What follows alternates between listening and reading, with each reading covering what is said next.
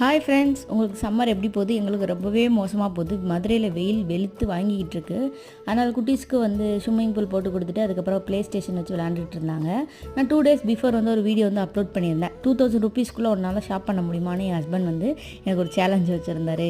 அதில் யார் வின் பண்ணியிருப்பாங்கன்னு நினைக்கிறீங்க அப்படின்னு சொல்லி போட்டிருந்தேன். ஸோ நிறைய பேர் அண்ணன் தான் வின் பண்ணியிருப்பார், ஏன்னா நம்மளால் கண்ட்ரோல்டாலாம் ஷாப் பண்ண முடியாது அப்படின்னு சில பேர் சொல்லியிருந்தீங்க. அதுக்கெலாம் வாய்ப்பே இல்லை, ஏன்னா ஜெயிச்சது நம்ம தான். காரணம் நான் 1900 ருபீஸ்க்கு கரெக்டாக பிளான் பண்ணி வாங்கி வச்சுருந்தேன். 100 ருபீஸ் எக்ஸ்ட்ராவே இருந்துச்சு. ஏன்னா இதிலேருந்து என்ன தெரியுதுன்னா, நம்ம பேக்கெட்டில் வாங்குறத விட லூஸில் வாங்கினோன்னா நிறைய காசு சேவ் ஆகுதுன்னு தான் நல்லா புரிஞ்சுக்கிட்டேன். ஸோ இதுவே இனிமேல் ஃபாலோ பண்ணலான் இருக்கேன். நீங்கள் எப்படி அப்படின்றத மறக்காமல் கமெண்ட் பண்ணுங்கள். ஈவினிங் டைம் தான் இப்போலாம் செடிக்கு தண்ணி ஊற்றுறதே. ஏன்னா மதியான டைம் ஊற்றினாலுமே அதுக்கு பிரயோஜனம் இல்லாத மாதிரி தான் இருக்குது. அதுக்கப்புறம் கொள்ளு பருப்பு, உளுந்தம் பருப்பு இது ரெண்டையும் போட்டு நல்லா மிக்ஸ் பண்ணி வறுத்து வச்சா குழந்தைங்க நல்லா